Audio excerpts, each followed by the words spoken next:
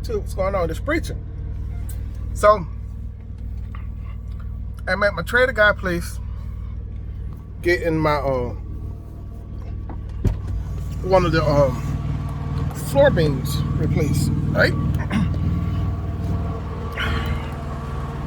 That's what they told me. Hold on, let's turn the camera around. Stuff you doing?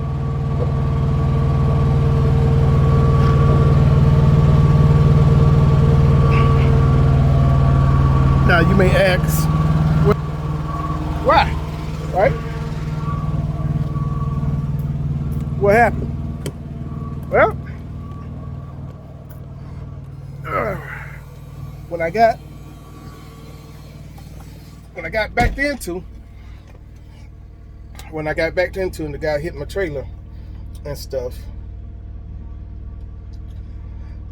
I'm kind of thinking because how the trailer had shift, it was heavy, but it did shift spots. But when it shift and it turned, right, when they was taking off some stuff, I don't know if it caused when they was taking off some stuff or when they was actually loading it up, that's when the floor had cracked, right? And I don't know if it was because the trailer had got bent a little bit, like it had bowed and it came back. I don't know if that caused the board and stuff to get weak, but that board on the edge where the trailer got hit at, it had bowed out and it had cracked, and it was a long crack up in there, right? So then of course I got it to my trailer guy, and he the one showed me everything. For what I saw the first time, it was a lot worse than what I saw the first time. A lot worse, because he went up underneath the trailer and he was showing me the crack. So on the top, on the inside, you don't see it that bad, right?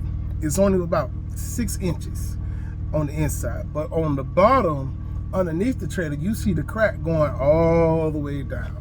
And we talking about, I think I'm doing 10 feet. So I'm replacing 10 feet of wood inside the trailer. Yeah. Now, of course, again, this is another one. You know, I contacted the insurance company. They had Progressive. Progressive got the estimate from my guy to fix it, and they approved the repair, so my guy can fix it. So none of the money is coming out of my pocket, but what is coming out of my pocket is that $1,300 load that I had to cancel for today. Now, I had other loads set up, so I have a load tomorrow out of Georgia that goes to Tennessee. These are my day loads, right? So I had a load going from here there, and then from there to Tennessee, and then from Tennessee to Ohio, right? So, but I'm missing out on $1,300 is what I'm missing out on this week. And yes, I tried to get the $1,300 for being down. That's up in the air. So we gonna see. We probably gonna have to do some negotiations on that. I don't think they're gonna pay me the whole $1,300, because the $1,300 was for a 2-day load. All right, so they may only give me half of that $1,300, because technically it was for a 2-day load. I was getting $1,300, and I'm only down for 1 day. So one day I'm down for. Whew. Talking about the owner-op life. It's like, yeah. But I'm in search for a trailer, man. I am in search for a trailer. I really am. I'm in search for a trailer. So, the best deal that I got for a trailer, the best deal that I got with the lowest amount down, and this is with the lowest amount down, was a a Super Ego trailer, a used Super Ego trailer. I didn't like how it had Super Ego all on the side, Super Ego all over the place. That's what I don't like about that. So a lot of people think because they see a Super Ego trailer that's another Super Ego trucker. No, they lease out their trailers, do lease on their trailers, and it's only $2,000. So it's $2,000 down, and you can get a trailer. And then normally it's for like a year, and you didn't pay off that trailer for within a year's time. So now that trailer is yours. Upon you paying it off, they would then remove the Super Ego logos and everything from around the trailer after you done paid it off. So that was the cheapest one, because that one was just $2,000. The other one was putting down $5,000 for their trailer. So it goes back to how quick do you want to get inside your own trailer, right? Do you want to put down the $5,000, or do you want to put down the $2,000? So that's how that is. And these trailers, you own this trailer. So it's your trailers. You're making payments on it, but you actually own the trailer. This trailer I actually don't own. I'm just renting, but I have to pay for any damages and stuff with this trailer that I rent out. That's the bad thing about it. But the other ones, yes, it will be a trailer from Super Ego, and they have a Super Ego all the way around it. So now they're gonna be looking at you like, oh, you drive a Super Ego, or you drive for one of the Russian companies, or, all this other kind of crazy stuff that folks don't. Oh, it's another Super Ego trailer. They group everything, but they don't know the business part of Super Ego, where you actually can you be buying a trailer for them, and it's a lease purchase, but it's a lease purchase on the particular trailer. The other trailer, which is $5,000, that is not a lease purchase. That is you actually putting down $5,000, and then they finance you for the rest of the amount, and you making monthly payments on the rest of that amount once you then put down $5,000. So sometimes you got to ask yourself, do I want to put down $2,000 now and save the extra $3,000, or do I just want to go ahead and put the $5,000 down? And then you still gonna have a trailer that has somebody else logo on it. They're just selling the trailer, so you still gonna have to be responsible of removing that logo off of the trailer. You can black it out. Some people just keep it there until they get the money to get it removed. It's a lot of ways that you could go about doing this. So that's up in the air. I'm thinking about going on with the Super Ego because it's just $2,000. So that's more money inside my account. This here, all the stuff I had to do to this trade this past weekend, okay, that was $1,500. So that's $1,500 gone. All right, and yes, I've been building up my maintenance account. I ain't been using no money inside my maintenance account. So I've been using money from the profits from my business to pay for all these here repairs. All right, so now I'm looking at how much money that I have inside my business account, and I had to explain this to my mom.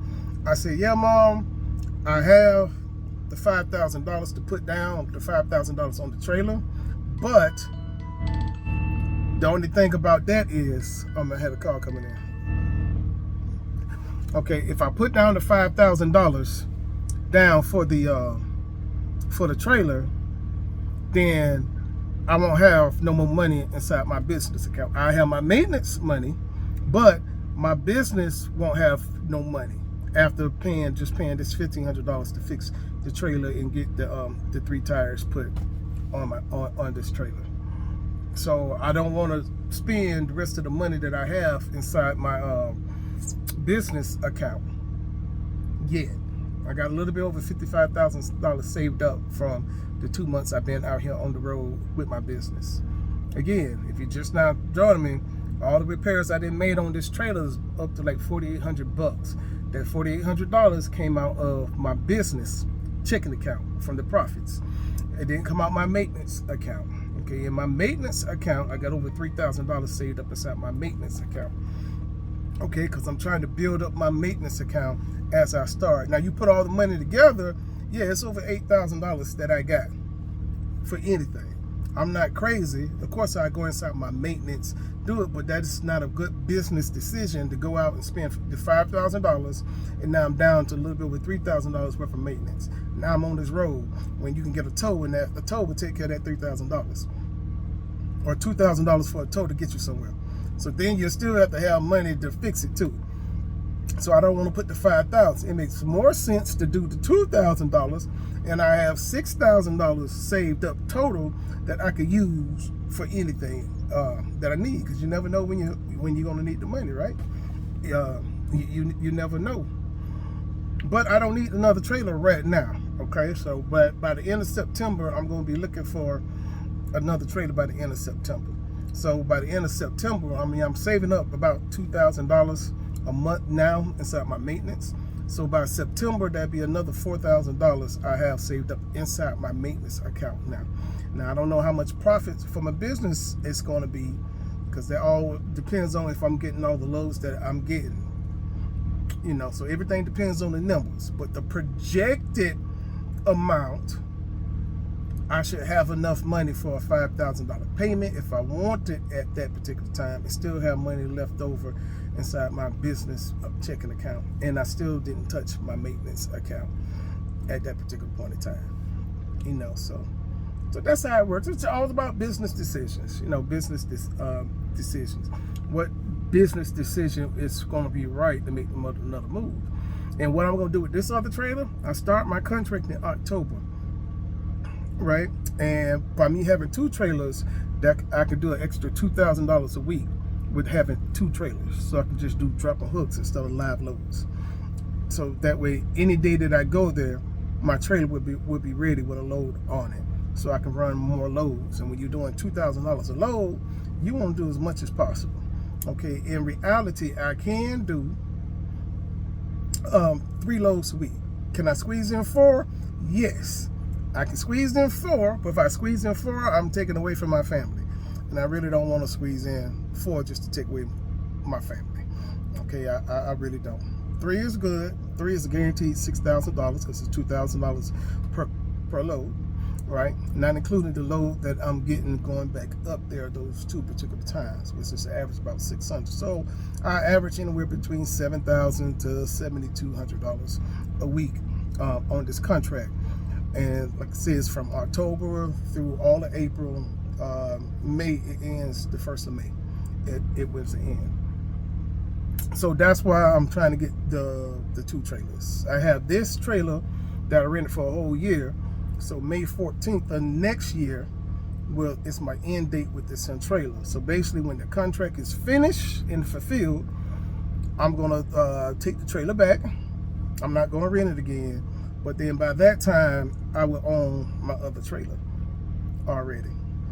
And then I would have 5 months to buy myself another trailer at that particular point in time. Because 5 months out of the year, unless I have another contract, I do spot market free for 5 months out of the year. So that's the plan. And that's why I got fixed on this trailer. So going on with me, I mean, I went home this weekend. It was just depressing weekend on all the breakdowns, man. Depressing weekends, man. You losing money, and then you're not making money. You got to fix things. Now, the trailer shop that I was at, like I said before, they could have fixed the floor, but they cost to fix the floor. They wanted their money like right then and there, and Progressive wasn't processing nothing, so I would have had to pay for everything out of my pocket, including the floor. I paid for the other repairs, you know, but that didn't have nothing to do with the person that's hit me. Then they got to do the repair on my truck, but the Kenworth dealership here said that they don't have those parts available, that they on back order, unless I want non-OEM parts or used parts. And they got to get with the Progressive, so Progressive can see what they want to do. Then they'll let me know what I want to do. So it could be some time with that. But that's nothing stopping the truck from moving. The trailer is the only thing that's stopping me from making money. So, and I learned that they have to pay you for the time that you down. I learned that from Top Rope, Kevin Lee, on one of his videos he did a couple years ago, when his truck was down because of an accident and the insurance company had to pay. I didn't know that until I watched his video. Like I said, I watch other truckers, and some other truckers do have some good information out there. They really do. They tell you some good stuff. They telling you some accurate stuff that you can count on.